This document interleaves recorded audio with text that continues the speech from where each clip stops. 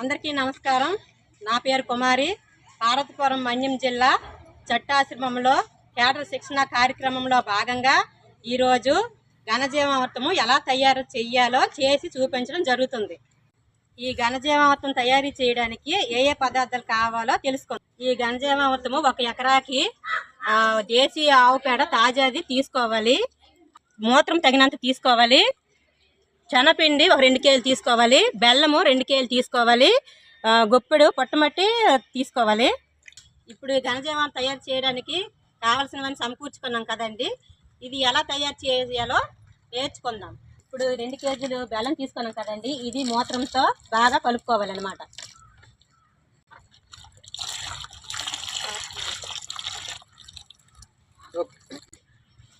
ఈ 2 కేజీలు బెల్లం ఎలాగ కలుపుకున్నామో అదే విధంగా శనగపిండి కూడా మూత్రంతో బాగా కలుపుకోవాలి.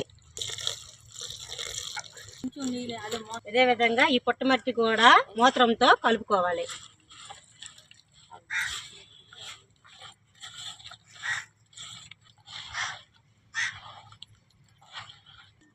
ఈ విధంగా ఆవు మూత్రంతో పిండి, బెల్లము, శనగపిండి, బెల్లము, పుట్టమట్టి ఈ పేడలో కలుపుకోవాలి.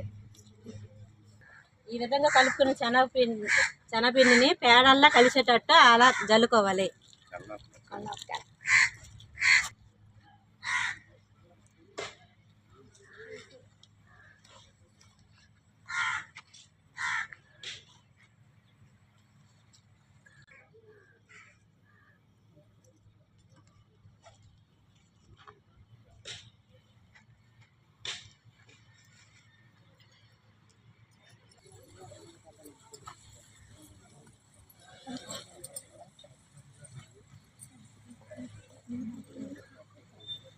ఈ శనగపిండి ఏ విధంగా అయితే మనం జల్లుకున్నామో అదే విధంగా ఈ బెల్లం కూడా అలాగే జల్లుకోవాలి.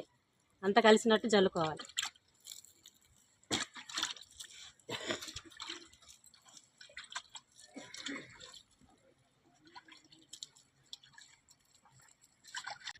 అదే విధంగా ఈ పుట్టమట్టి కూడా అంతా కలిసినట్టు చల్లుకోవాలి.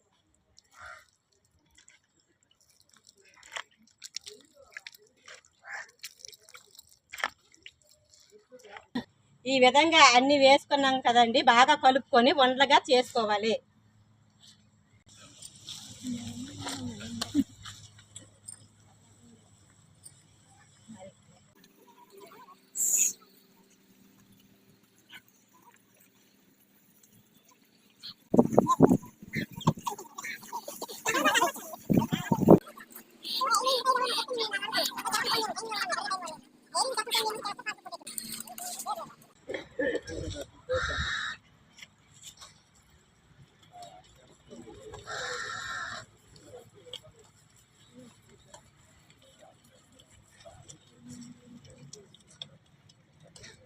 చేసుకున్న వండల్ని మెత్తగా గుండలా చేసుకొని ఒక గోనె బస్తాలోని తడి కానీ గాలి కానీ తగిన ప్రదేశంలోని నిల్వ ఉంచుకోవాలి. ఇది 6 నెలల వరకు నిల్వ ఉంటుంది.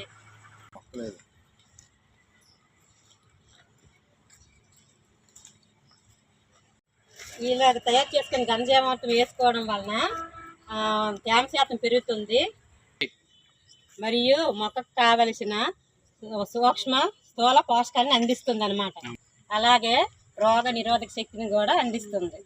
ఈ విధంగా తయారు చేసుకున్న ఘనజీవామృతం వల్ల చాలా ఉపయోగాలు ఉన్నాయి. అందరూ కూడా ఈ ఘనజీవామృతం తయారు చేయించి రైతులతో వేయించుకోవాలి. ఈ ఘనజీవామృతం వల్ల ఉపయోగాలు ఏంటి తెలుసుకున్నారు కదమ్మా. అందరికీ ధన్యవాదాలు. ధన్యవాదాలు.